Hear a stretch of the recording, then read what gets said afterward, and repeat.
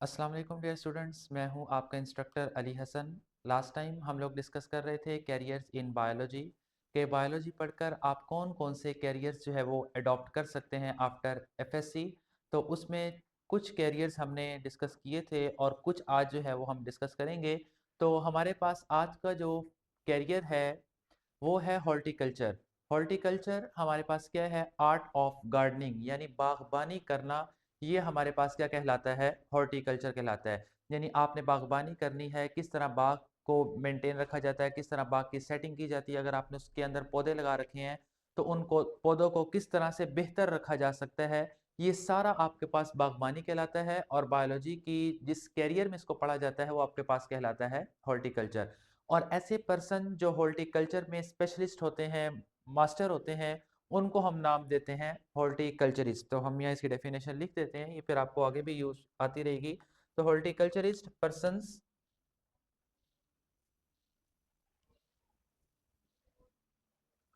Who study horticulture.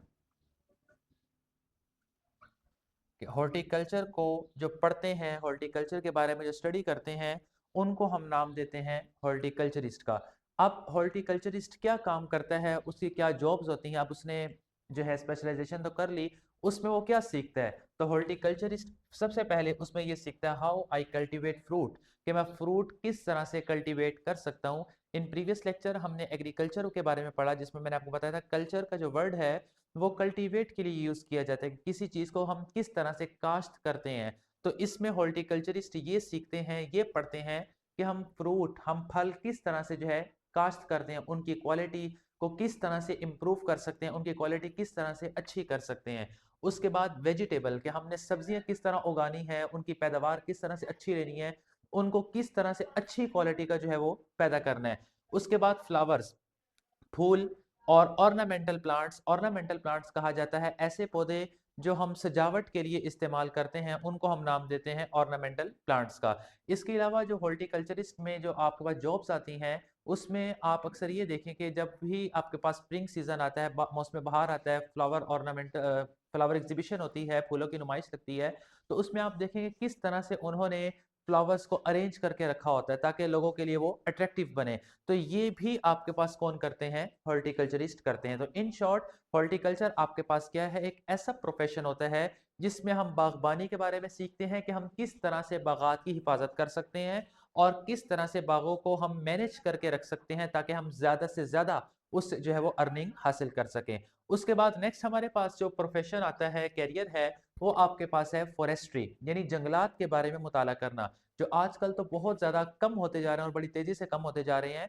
तो जंगलात क्या है? Improvement and management of forest and wild life, कि आपने किस तरह से जंगलात को और जंगली हयात को मैनेज करके रखना है, इसको हम जिस बायोलॉजी के कैरियर में पढ़ते हैं वो आपके पास फॉरेस्ट्री कहलाता है। अब आपको याद होगा कि हमने कुछ प्रीवियस लेक्चर में एक टर्म यूज की थी, बायोडाइवर्सिटी, कि कायनात में अल्लाह ताला ने जितने भी जानदार बनाए उन सब के अंदर एक डाइवर्सिटी, एक वैरायटी पैदा की। आप प्लांट्स की बात करें, आप एनिमल्स की बात करें, आप ह्यूमंस की बात करें, इवन आप माइक्रो ऑर्गेनिजम्स की बात करें, इसमें भी नेचर ने, कुदरत ने बहुत ज्यादा डाइवर्सिटी, बहुत ज्यादा वैरायटी, बहुत ज्यादा खूबसूरती रखी हुई है। तो हम किस तरह से अपनी इस डाइवर्सिटी को बचा के रख सकते हैं, तो ये भी हमें कौन बताता है, ये भी हमें इसका नॉलेज कौन प्रोवाइड करता है? वो आपको फॉरेस्ट्री जो है वो प्रोवाइड करता है। अब ऐसे पर्सन जो फॉरेस्ट्री के बारे में इंफॉर्मेशन रखते हैं, फॉरेस्ट्री में मास्टर्स रखते हैं, उनको हम नाम देते हैं फॉरेस्टर्स। अब फॉरेस्टर्स का क्या काम होगा?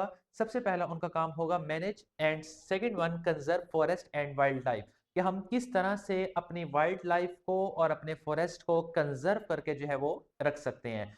आपको जैसे मैंने अभी बताया कि हम बड़ी तेजी से जंगलात को खत्म कर रहे हैं, जिसका सबसे बड़ा इम्पैक्ट हमारे इन्वायरमेंट के ऊपर क्या आ रहा है कि गर्मी का जो दुरानिया है, गर्मी की जो शिद्दत है, आपके इन्वायरमेंट के ऊपर बहुत ज्यादा असरअंदाज होती जा रही है। तो अब जो जंगलात थोड़े से बाकी रह गए हैं, हमने उनको किस तरह से कंजर्व करके रखना है, किस तरह से हमने उनको मैनेज करके रखना है, तो ये हमें बताने वाला सब्जेक्ट कौन होता है? फॉरेस्ट्री।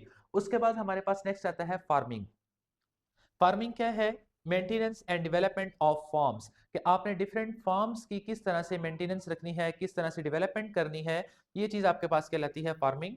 अब इसमें कौन-कौन से फार्म्स आपके पास आते हैं? इसमें जैसे आपके पास प्लांट क्रॉप्स हैं, एनिमल्स हैं, डेयरी फार्म्स हैं, इन सब को आपने किस तरह मैनेज करना है और इस तरह मैनेज करना है कि आप इनसे अच्छी से अच्छी जो है वो अर्निंग कर सकें। तो ये चीज़ आपके पास कहलाती है फार्मिंग।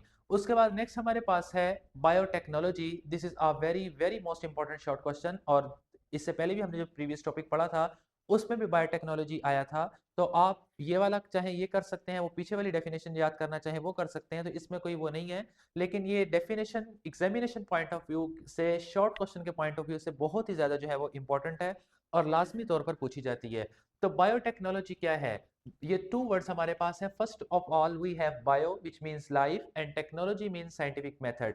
तो ऐसा साइंटिफिक मेथड जिसमें हम लाइफ को अडॉप्ट करके, लाइफ को यूज़ करते हुए ह्यूमन की वेलफेयर का कोई काम करें, उसको हम नाम देते हैं बायोटेक्नोलॉजी।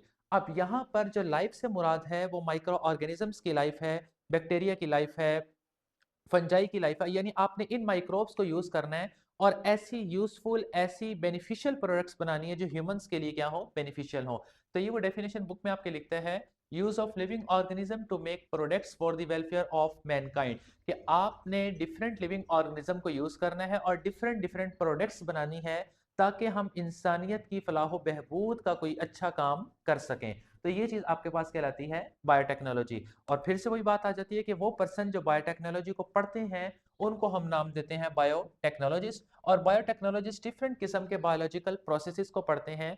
अब हम लोग जो जिंदा हैं, चाहे कोई इंसान है, चाहे वो पौधे हैं, चाहे वो कोई भी लिविंग ऑर्गेनिज्म है, याद रखिए उनकी बॉडी के अंदर thousands of millions of chemical reactions हो रहे हैं, जिन रिएक्शंस के नतीजे में उनको एनर्जी मिल रही होती है और उसी एनर्जी के बिहाफ पर वो अपनी लाइफ को सस्टेन रखे हुए हैं। अब बायोटेक्नोलॉजिस्ट उन्हीं डिफरेंट बायोलॉजिकल प्रोसेसेस से मुराद यहाँ पर रिएक्शंस हैं कि जो लिविंग ऑर्गेनिज्म की बॉडी के अंदर हो रहे हैं, उनके बारे में आपके पास बायोटेक्नोलॉजिस्ट पढ़ते हैं।